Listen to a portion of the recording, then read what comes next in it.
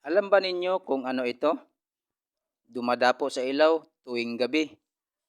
Sa aking kaalaman, ito'y isang uri ng anay. Anay ang tawag sa Bisaya. Pero iwan ko kung ano ang tawag sa Tagalog. O mga Tagalog, ano ang tawag sa inyo? Marami sila. Dumadapo sa ilaw. Tingnan nyo ang palaka. Parang nalilito.